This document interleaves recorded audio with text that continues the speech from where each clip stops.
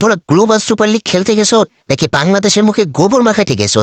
বাংলাদেশের মান ইজ্জতলে খেলতে গেছো ওখানে? তো এখন তোদের আল্লাহ দোহাই লাগে, তোরা দেশের মানুষ দেশে চলিয়ায়। তোদের ওখানে আর কোনো কাজ নাই রে বাবু।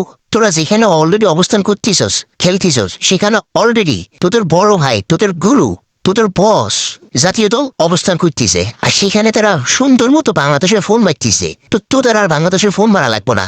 ওদের হাতে দায়িত্বটুকু দিয়ে তোরা দেশের মানুষ দেশে চলিয়ায়। দুই দল মিলি বাংলাদেশে যে ফোন মারতেছস, বাংলাদেশের জনগণের কথা একবার ভাবছুত নি তোরা? পদের নালে সরম নাই, কিন্তু আমাদের তো সরম আছে, আমাদের তো মুখ দেখাইতে হয় সমাজে। প্রবাসে যারা থাকে তারা কেমনে বলবো যে আমরা বাংলাদেশি? লজ্জা তো বলতে পারবো না যে আমরা বাংলাদেশি। তোরা তো কোনো কিছুই রাখতে চাস না, সম্মান টম্মান। তো তোদেরকে আল্লাহ দোহাই লাগে, তোরা দেশের মানুষ দেশে চলে যায়। তোদের দ্বারা হইতো না, নাইলে দুইটা জিতা ম্যাচ কেমনে তোরা হারস?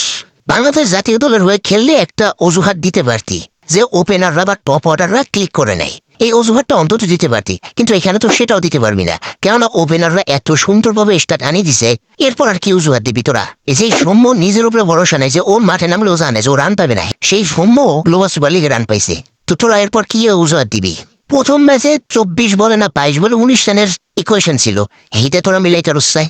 এই ম্যাচে পাওয়ার প্লের মধ্যে 50 রান পূর্ণ করে দিছে, এই রানও তোরা চেঞ্জ করতে পারস নাই। তোর পারবি দেখি? তো তোদেরকে আল্লাহ দোহাই লাগে, তোরা দেশের মানুষ দেশে চলিয়ে দেশে বইয়ে যত আকাম করার কর। বাইরের মানুষ জানবো না তোরা দেশে কি আকাম করতেছিস, কিন্তু এখন তো জানতেছে। ওরা তো এখন মনে মনে ঠিকই বলতেছে, কি বাল হালাইন্ডা প্র্যাকটিসটা করে দেশের বাড়িতে, এইখানে এসে কিছুই করতে পারে না। এই কথাটা 100% সবাই বলতেছে। তো এই কথাটা যেন আর না বলে বাইরের মানুষ, জলদি তোরা দেশের মানুষ দেশে চলিয়ে দেশে এসে আর যা আকাম করার কর। আর একটা কথার উত্তরটা আমার একটু, তোরা সাইফুদ্দিন কি করছে তোগুলোকে? কোথায় কোথায় সাইফুদ্দিন রে বয় দে, সাইফুদ্দিন রে ভালো মতো ব্যবহার করস না, সাইফুদ্দিন রে ভালো মতো খেলাস না, বোলিং দেস না, ব্যাটিং দেস না। কি সমস্যা কি সাইফুদ্দিন রে লেটোগো? কি করছে তোগুলোকে? তোকে বাপদাদার সম্পত্তির বাক চাই বসে নাকি ও? তোর সাথে এরকম করতেছিস তোরা? দেশি প্লেয়ারের উপর তোদের কোনো ভরসা নাই, কিন্তু বিদেশি টাকলু ওভার উপরে খুব ভরসা তোদের। হ্যাঁ, 500 রানেও তো হাইফোন মারি দিছে না? ঠিক আগের ম্যাচে সুপার ওভারও তোরা টাকলু ওভার হাতে বলটা তুলে দিছস, সাইফুদ্দিনকে বলটা দিলে কি হইতো? ফোনে আগুন জ্বলি যেত। তো তোদেরকে নিয়ে আর এসে বেশি কিছু বলার নাই। তো ভিডিও শেষ করে রাখি, তোদের কাছে আরো একটাবার আমি হাতে দুইটা রিকোয়েস্ট করি, আল্লাহ দোহাই লাগে, তোর দেশের মানুষ দেশে চলিয়ায়। আর কোথাও খেলতে যাইস না, বাংলাদেশে ইজ্জতের ফোন মারিস না, জলদি টিকিট কাটি চলিয়ায়। ও হ্যাঁ, এখন বলতে হবে তাদেরকে যে আমরা কেন দেশে চলে যাচ্ছি। ওদেরকে বলি যে তোদের ডায়রিয়া হয়ে গেছে।